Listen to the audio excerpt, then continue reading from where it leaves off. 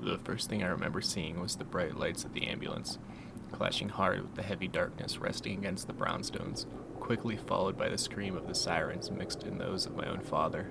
The cold of the January night began to sink under my coat, but the thin white sheet was all I could focus on, the body underneath bringing a sharp reality to the situation. The medics pushed the stretcher at a slow speed until it came to rest against the back of the car. The lack of urgency was the sign that something had gone wrong. It wasn't until the ambulance door shut that I was able to shake myself of my paralytic state. I turned to see my father being held back by police, yelling that they needed to get her to the hospital as fast as they could. Heart attack, most certainly caused by the line of heart failure that ran in her family. Nothing anyone could have done. The words fell into the air like light rain and seemed to come to rest on top of me, soaking through my skin, leaving me wet and cold. I turned to see the black car pull up just like it had that night. My aunt stepped out and ran to me, asking if I was okay. I tried to meet her eyes, but the pain I'd felt came rushing back to me so suddenly that I was left with nothing but a blank stare. She then rushed to the cop holding my father, trying to get him to calm down and let him go. He finally stepped away, and my aunt embraced my father, holding him as they wept. The scene was exactly like I remembered it. The mixture of confusion and chaos left me once again like an empty shell of a person, and I could feel the weight of my mother's loss come crashing back down on me all over again. Everything seemed to be the same, all except for one thing. "This isn't right," I said, breaking my silence, seeming to shatter the illusion around me. The noises of the city and the sirens came to a sudden stop, and I could feel the cold around me begin to wash away. The entire group of police officers, neighbors, and assorted strangers who had gathered around to see the spectacle turned to me in unison, a collection of around 15 faces burrowing their stares deep into me, filling me with dread. "What's not right?" one stranger asked in a familiar voice, a terrifying voice. My voice. "This isn't what happened," I said, pointing towards my aunt and father. "What was supposed to happen?" the same voice said, now coming from the cop 5 feet away from me. I knew what was supposed to happen. Saying my aunt and father didn't get along was like saying oil and water didn't like to mix. Their arguments were long and legendary, causing a deep divide between my family. They didn't even hug that night. They hardly even looked at each other until the funeral. "Is that what you wanted them to do?" the voice asked, this time from my aunt's mouth. "Of course I did," I said shakily. "I wanted them to get over their egos and comfort each other. Comfort me. Wasn't my mom dying enough to bring them together? Even if it was for the night." The crowd and I sat in uncomfortable silence, everyone continuing to stare at me. The night air had finally stopped moving, and I could feel the stagnant breaths invading my lungs, making it harder to breathe. "What else did you want to do?" the voice said, coming from my father.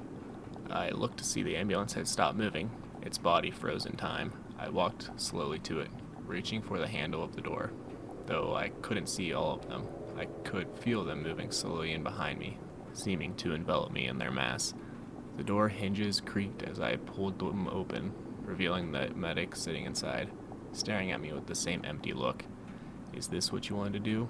he asked, still in my voice. I was too afraid, I croaked, reaching for the top of the sheet. As my hand came to rest on the fabric's edge, I heard the soft voice whisper from somewhere deep behind me. "What are you waiting for?" it said, pressuring me to finally remove the sheet and do what I had been too afraid to do that night. Before I could, another voice entered my brain, though this one was different. This one seemed soft and sweet, like a lullaby sung to a child before sleep. It was the same voice I had heard growing up, encouraging me, reminding me how much I was loved, and how much it loved me. It rang from beneath the sheet, filling me with a terror I'd never felt before. "Do it," my mother's voice said. I screamed and fell hard against the back of the ambulance, hitting my head on the metal behind me, and surrounding me in a darkness once again. I felt the weightlessness of my body floating around in nothingness, shifting from side to side, never giving me a solid sense of direction. Then suddenly, the pull of gravity took hold of me, yanking me out of the space and bringing me down to a small wooden chair inside a busy restaurant. The lightning was harsh at first, but soon faded into comfortable candlelight, giving me a warm glowing on her face. I felt my breath become caught in my throat. The fear I had felt slowly slipped away, and in place was a deep and longing sadness. She was crying, and I knew it was too late to stop her. I felt my hands rush to hers, the skin soft and warm, filled with life. This was the night I'd told her I couldn't do it, the night I couldn't tell everyone how I'd felt. This was the night I broke her heart. Glasses and plates clinging in the hands of waitresses, and the smell of steak floating from the kitchen. The laughter of the restaurant sounded light and distant, but it might as well have been right in my ear. Her eyes finally opened and turned back to me, their beautiful blue color still there, but blurred by the tears. She tried to stop herself from sniffing, but I knew it was no use. "Thank you for being honest with me, April," she said, slowly releasing her grip from mine. As she stood to leave, I felt the world crumble around me once again. The same regret I held when I told her now grew like a weight in my chest. I didn't want her to leave, but I loved her too much to lie. "Not enough to stay," the voice in my head snapped. She was facing the door when the thought had come to me, the same one I had seeing my mother meet the sheet. "I can change this." "Madeline," I called, shouting from my chair. She turned to me, a glimmer of hope in her eyes. I ran and threw my arms around her in an embrace. For a moment, there was nothing until the pressure from her lips met mine. The regret I'd felt in that moment melted away, and in its place was the surge of the most wonderful joy I've ever had. I held her even tighter. "I love you, Madeline, and I don't want you to go. I'll do whatever it takes, I promise." Her body pressed into mine as she squeezed me, the joy I'd felt soaring to new heights. "Oh, April," she said, starting to pull away. "If only you'd said it that night." Her voice had changed to one of a darker tone, its words seeming to coil around themselves and rip beneath my flesh. As I looked, I could see the once blue eyes I'd come to love had faded into a lifeless shape. Her face was pale and tired, giving off the impression that I was talking to a corpse.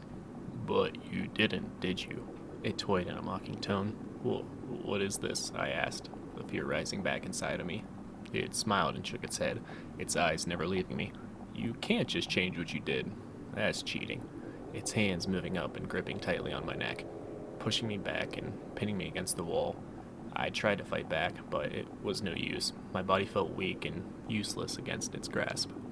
"You can't just change it," it screamed, pulling me forward and slamming me back again. My eyes immediately went blurry, and I could feel the world around me slip away. The voice was even deeper, the further I slipped away into unconsciousness, grinding in my brain and making me feel as if I was on fire. "You will never escape this," it said as the darkness overtook me once again. When I woke, the light hadn't come. The weightless feeling continued to surround me, and I felt even more hopeless in the void. "Why do you insist on trying to change something set in stone?" the voice asked, the same dark intensity in its words. I don't understand." "Why must you try to play God?" it screamed, sending my body into a panicked shock. The air beneath me morphed into a bird's-eye view of the mortuary. I could see her long, slender body sitting beneath a thin veil, along with my 8-year-old self standing next to my father as he held my shoulders. "It's okay, baby," the voice said, this time the sound of my father's, as he was trying to move my body forward, but I held my ground firm, doing everything I could not to take another step forward. "Why didn't you go?" the voice asked, seemingly all around me. "I couldn't," I cried as the 8-year-old me ran from the room. "So you ran away?" it asked, sounding disappointed. The scene changed to the same view, but from the other side of the restaurant. I could see myself sitting inside, staring blankly at the wall before me. Madeline had gone out, turning towards the darkened side of the building, almost screaming into her hands. The tears ran hard and fast down her face, practically washing away all the makeup she wore. "You let her go?" it asked in Madeline's voice. "I had to," I said, trying to sound more confident. "No, you didn't. You ran away, just like you always have, too scared to pull back the sheets and tell her you loved her." I could feel my cheeks begin to flush and burn red, the tears welling up in my eyes. "I didn't want to," I said, my voice torn. The scene immediately changed to the last meeting I had with Dennis. His hands firm, pointed at me, telling me not to do his job. "Just like how you didn't want to tell anyone about what was going on in the lab," it said in Dennis's voice. "I couldn't lose this job," I screamed. "I didn't." "Didn't what? Know what to do?" "Of course you knew what to do," it screamed in a mixture of all the voices I had heard so far. "You should have stopped them, tried to save the volunteers, and now their deaths are on your hands." The pull of gravity covered me once again, throwing me to an unseen ground. "Hundreds of regrets housed in your heart. You could spend an eternity here and never see them all." My heart was beating out of my chest, my breaths slow and shallow. "What are you?" I cried. "Something that doesn't need humans trying to change what's set in the past, not even in their heads." I turned to see a single scalpel laying next to me, its blade already covered in blood. "You can spend an eternity in here with me," it said, "reliving everything you tried so hard to forget. Or you could leave forever." The knife moved closer to me on its own, crawling up and into my hand. I could feel the cold metal beneath my fingers as I unconsciously rose it to my throat. I tried to scream, to regain control of myself, but nothing was working. The thin blade began to pierce my throat, the blood quickly seeping from the wound. "Do it!" the voice screamed all around me. Before I could yank it across, removing myself from this nightmare forever, a warm feeling caught hold of me. It pulled me out of the darkness and back into the lab. Peter screamed, and he ripped the knife away from my throat and threw it across the room. I could see a small syringe buried deep in my leg. "What was it?" he said, crazily. "What did you see?" I stood and stumbled away from him, crashing into the sink behind me. I could see my father standing behind Peter, looking at me with those same dead eyes. "What was it?" Peter asked again. "What did you see?" Madeline stepped over from beside me, started reaching towards me. I screamed and shoved myself off the sink, slamming into Peter and bolting towards the door. I could hear their footsteps behind me, slowly gaining as I made my way out of the building and down the steps towards my car. Their voices invading the night air, and they screamed as I drove away. I could see them running after me in my rear view, but soon they were gone, as so was I.